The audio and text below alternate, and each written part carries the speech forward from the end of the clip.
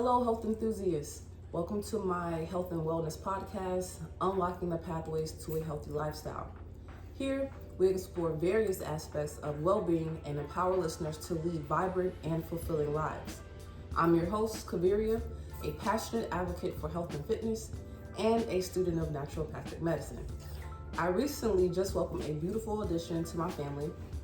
And so in today's podcast, or today's episode, we're shining a light on an important topic, postpartum mental health. Joining us is a mental health and wellness professional, bringing a wealth of expertise in supporting women dealing with postpartum depression, anxiety, and OCD. Now, if I'm not mistaken, our babies are exactly like 1 month apart. Together, we'll delve into the often overlooked aspects of mental health that women face after giving birth.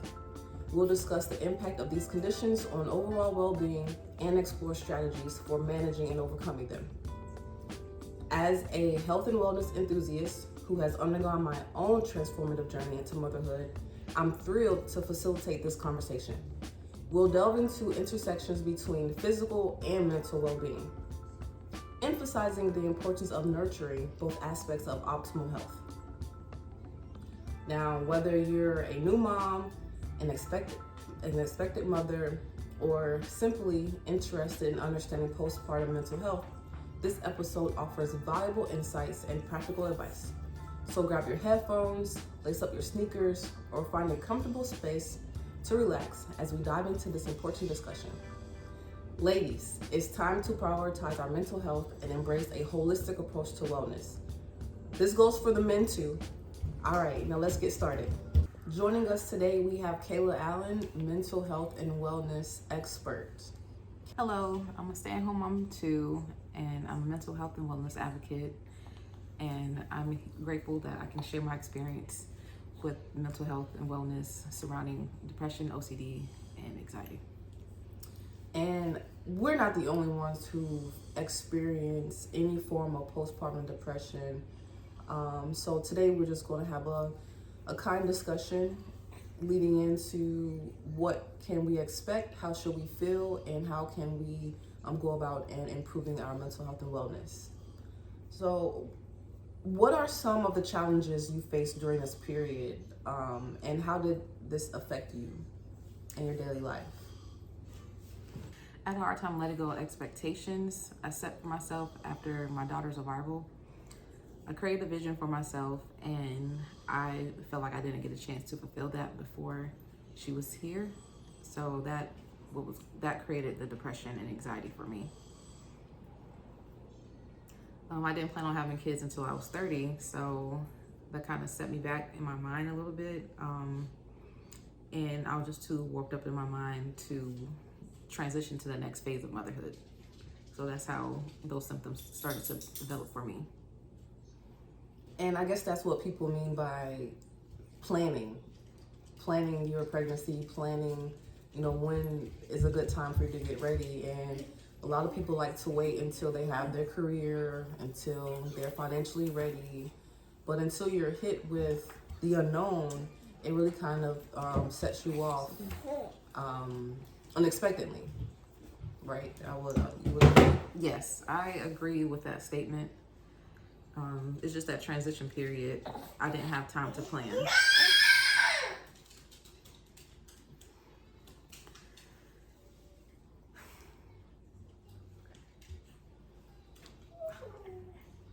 How did you recognize that you were experiencing more than just the baby blues, as it's called, and also when did you realize it was time for you to seek help? I didn't realize I was experiencing depression and anxiety until I was getting irritable every day at the most smallest things. I developed headaches, which were stress headaches, fatigue, and insomnia.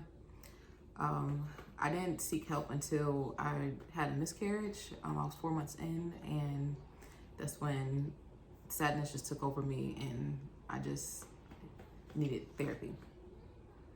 Was it challenging for you to come to that realization that therapy was needed?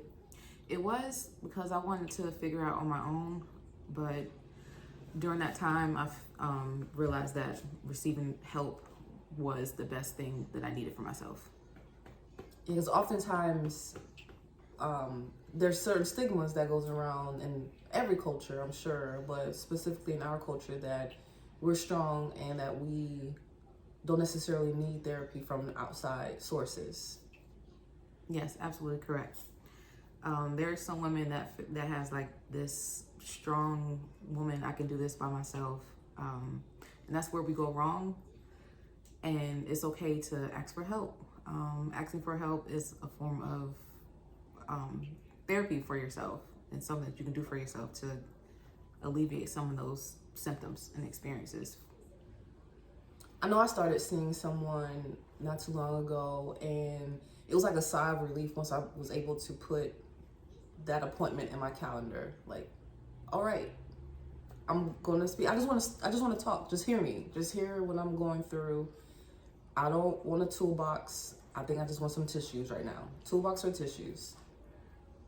I agree. My experience was a little different, and that's when I had to kind of use my expertise along with the therapist. She was trying to give me the toolbox, and I just wanted the tissue. And so I sought another therapist.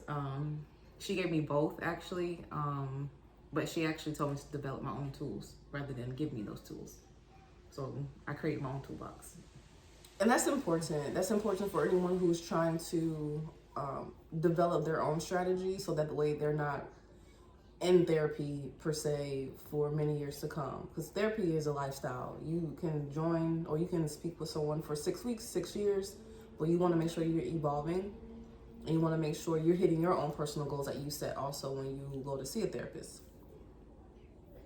How can friends, family, and or partners best support and help you, myself, any other woman going through postpartum during that time? How can we best communicate with them to help better receive the support?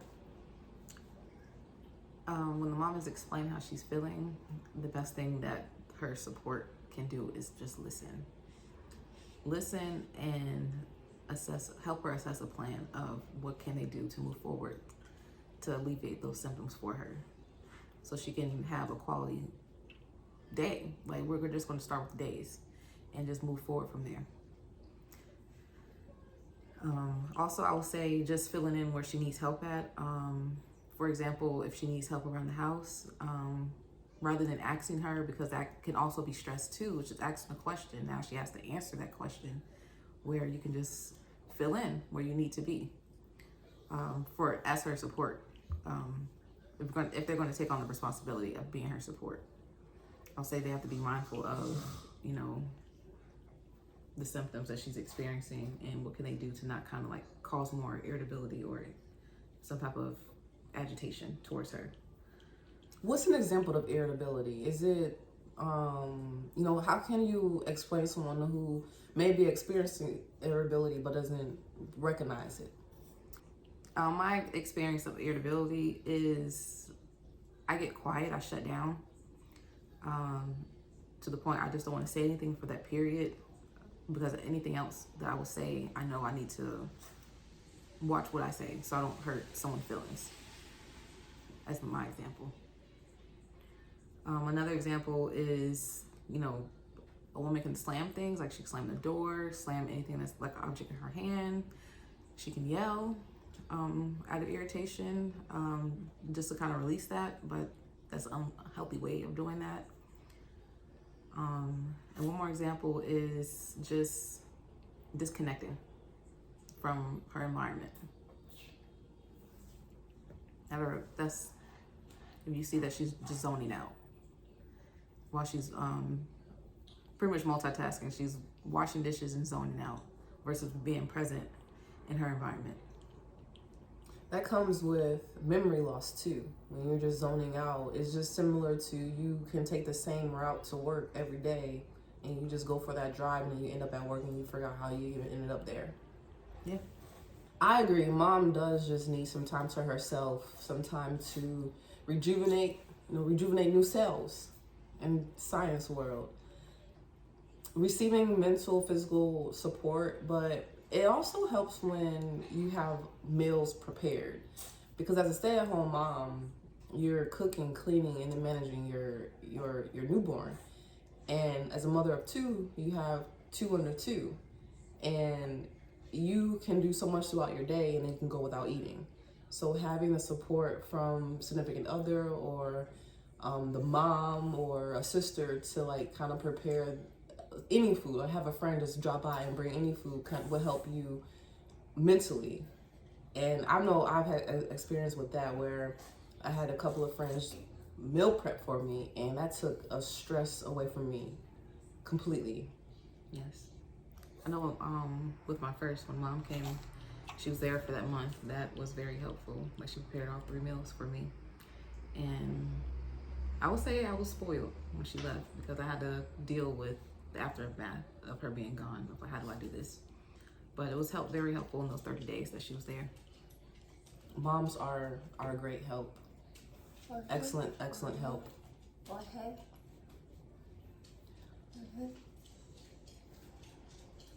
You mentioned being mindful of the spouse, the parents, the grandparent, anyone being mindful of what they say while you're experiencing these postpartum feelings.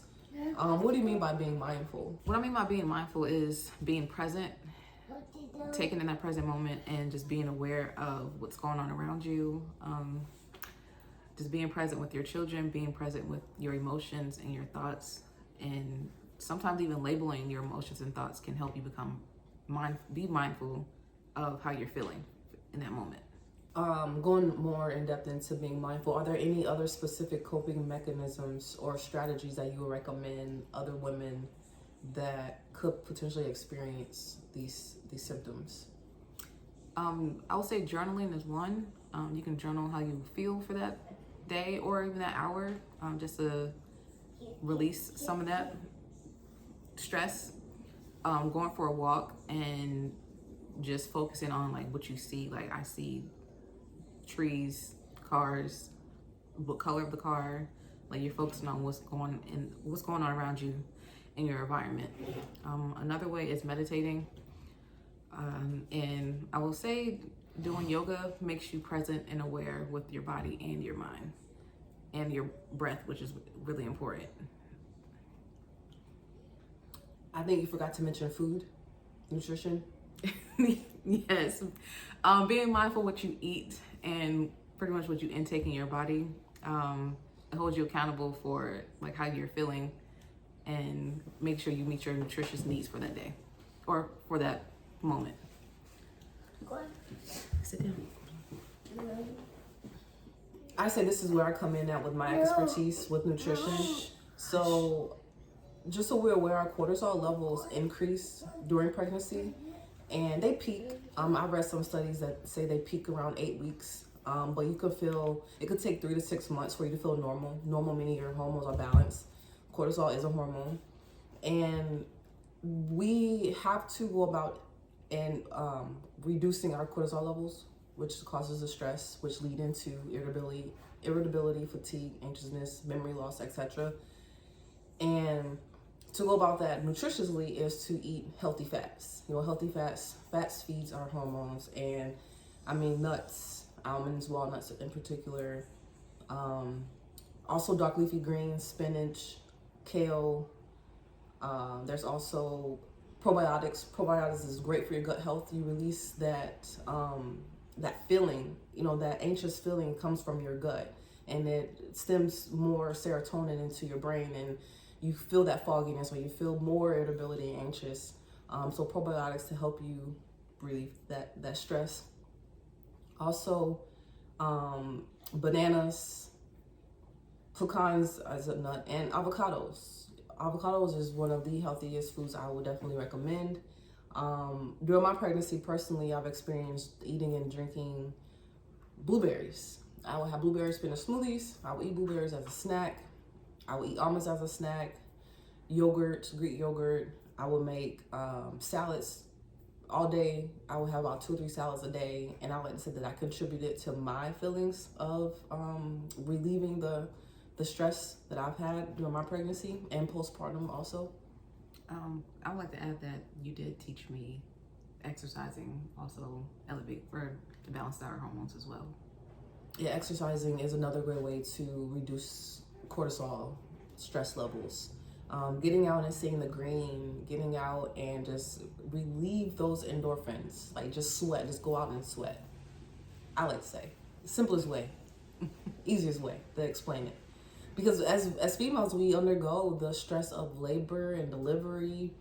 We undergo the stress of, am I going to be a great mom? Am I going to drop her? Who's going to watch her? Who do I trust in my daughter's life or my son's life? Where is she going to be in 5 years? What school is she going to go to? What sport is she going to play? What career do I want her to have? But ultimately, we're not in control of that. We can only control what we dish out to her.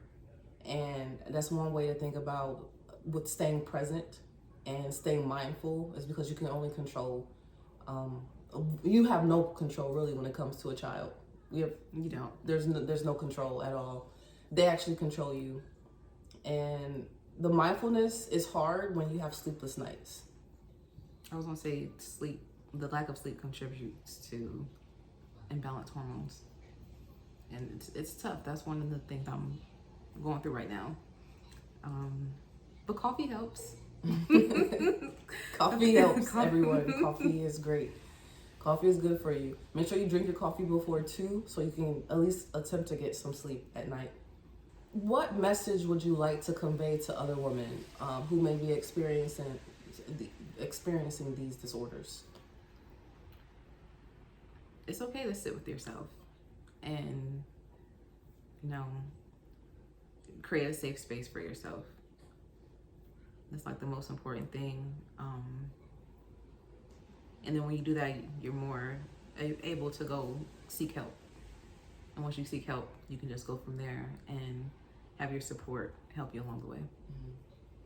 I like to add, as being a new mom, Gracie's Corner come into handy, and she has this song, a breathing song, Take a Breath. And if you have a newborn already, just put on Gracie's Corner. Not only will it help you, but it will help her, and you have a moment of silence of just breathing techniques for 3 minutes.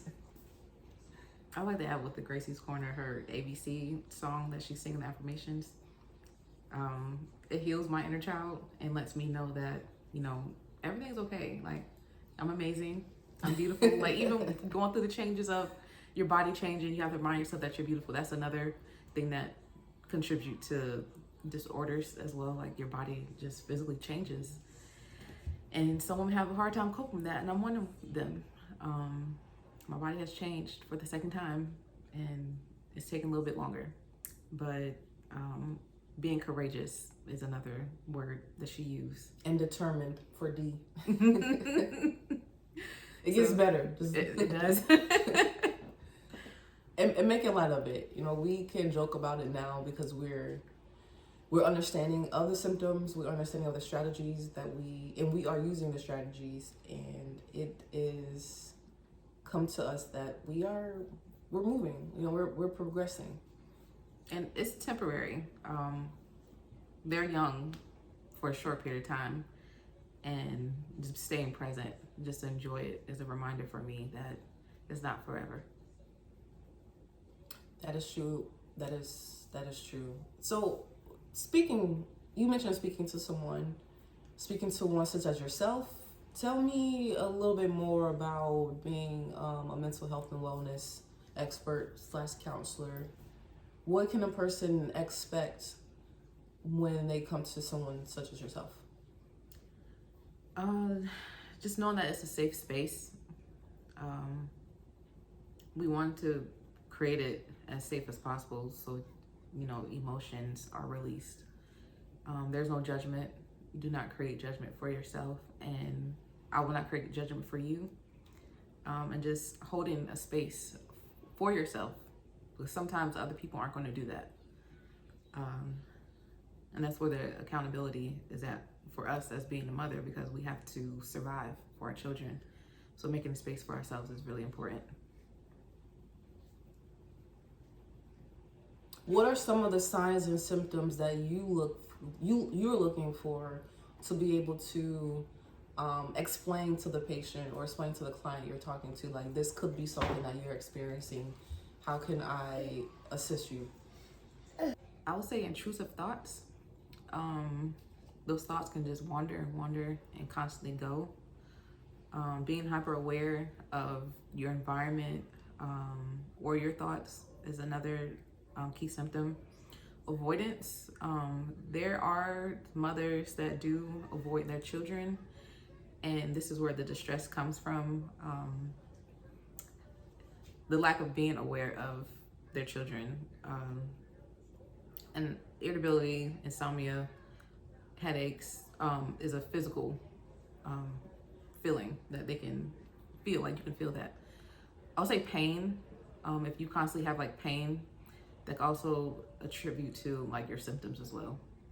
Okay, so you mentioned avoidance. What would be an example of someone telling you, like, what would they say to you that would trigger that, okay, this is avoidance? What are some of the words or the phrases?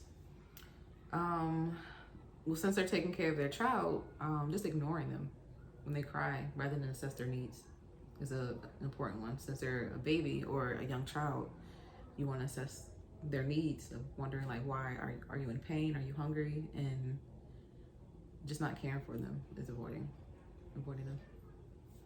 We've talked about coping strategies and options that we've used in the past that works for us. Are there any other, coming from the mental health and wellness side of things, are there any other mechanisms that you would recommend to clients? Yes. Some people may not have the luxury of going out, so I'll say support groups online. You can go on Facebook or find like Reddit groups, even Twitter or TikTok. Just finding women that's in your experiencing the same thing you're experiencing, and speaking with them, getting advice from them, or you're sharing advice with her, and just talking with someone that is in a similar situation as you. I also say getting therapy, like working on cognitive behavioral treatments is important, and pretty much what that entails is you are working on assessing your thoughts and your emotions and actions and what you do, and just understanding that those thoughts just are thoughts. They're not meant to be there and stamped in your mind. So it's okay to have a thought and just let it go. And that's where the therapy is, you have to let that thought go. I can comment on finding support groups or Reddit groups. So I found out I was pregnant before I started at medical school, and I just wanted to see if other women can do it or other families can do it. And I went right to Reddit and I just searched pregnant in medical school, or I searched another topic just pertaining to just life, family life balance, or work-life balance when pregnant and having a family, because you still want to be present, you still want to attain your own goals. And that worked for me because there are women that have done it. There's a lady in my school who actually has 4 kids, and she started with 2 and she's finishing with 4. So I have 1, so it's possible.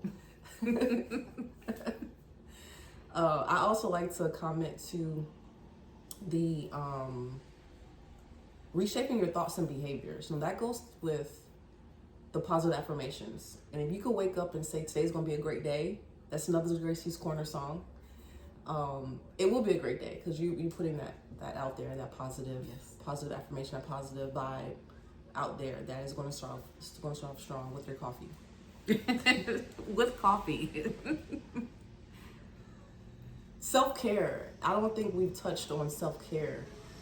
What role does self-care play in promoting mental well-being while pregnant and after? Self-care is the most important thing that a woman can do. And putting your children second. I have a hard time doing this, but putting your children second is the best thing that you can do for yourself. If you have to get up early and take a shower and just have that peace of mind while they're asleep, you're putting yourself first.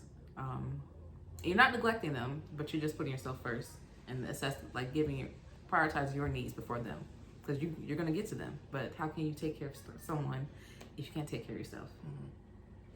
Are there any specific self-care practices that you recommend? Walking is good and it's easy. Everybody, the ones that are able to walk, or just getting outside into nature and enjoying that. Meditation, even calling your sister is I call my sister or both my sisters. I talk to them. That's self-care. Or I'm talking to your favorite people. I would say also, treating yourself to ice cream or coffee in the morning. Coffee in the morning is a treat. Coffee is a treat. And journaling your to make sure that you're aware of how you're feeling. You put it on paper, pen to paper, and just getting it out your head is like really important. I would say that's a really good practice to do. Or reading a book, something as simple as reading a book, something as simple as watching a movie with your spouse. These could also all be self-care strategies. In order to be able to have this self-care time, it's important, would you say, to ask for it? Because our spouses sometimes may not read our minds. Yes, they cannot read our minds as much as we would like that. And you see me struggling sometimes. Just asking for it. It is nice if they just come and take the child from us and like, just get out the house, go to the gym, go for a walk, go get some Starbucks, walk around Target or something. It is nice, but it is important to ask for help because no one can read our mind, and that's where the frustration comes in at. Asking for help kind of disturbs some people too. But it's okay. No judgment, no shame on yourself. That's where that comes in at, and just say, I need help. That's also a part of the planning process in the very beginning is, having those conversations with your spouse in the beginning and saying, well, this is going to be a lifestyle change for both of us. Like, it's not just me physically, but it's both of us mentally. And just having each other be on the same page and knowing you have a schedule and you want to attain to that same schedule, but it helps if, you say, hey, babe, I want to go do yoga. Here's a bottle, here you go. Or he'll say, hey, babe, here's a yoga class. It's at 7. I'll take her. Something similar to that. Yeah, spousal support is great support. Kudos to the men, the husbands. That just do it. Just do it.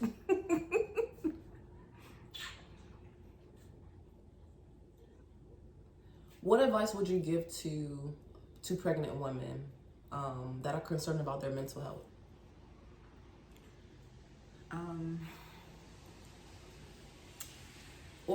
Or may even be hesitant to seek help? You have to be in a place of not worrying about what others think when it comes to getting help. Letting go of that stigma of I'm strong, I can do this, when sometimes you can't. You just mentally can't, and you're physically paralyzed because you mentally can't. So just being aware of your feelings and your emotions is the first step. And then going from there is just telling people, I feel like this, I'm not mentally well, can you help me? And just saying it like that, I'm not mentally well, is all straight to the point. Yeah, straight to the point. That's all they need to know. And okay, can you take my kids for a couple hours while I get myself together? And that's support too. It's great to have family or friends around that are mindful and that are present to be able to help you in those situations. Lastly, I guess putting it all into full circle, what message would you like to convey to our pregnant women or women that are experiencing postpartum depression, anxiety, or OCD currently? You are not alone. You are not alone in this situation. You can find people that are willing to help you and to help you in your mental space. But just a reminder, you are not alone in this experience.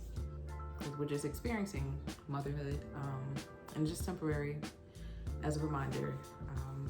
So just cherish the moments that you have with your children, because they do grow fast. Well, thank you, Kayla.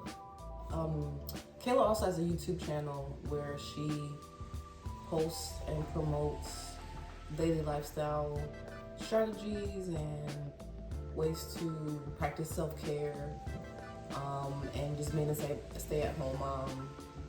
On YouTube, I am called The Earthly Cousin, so just Earthly Cousin put together. And that's it.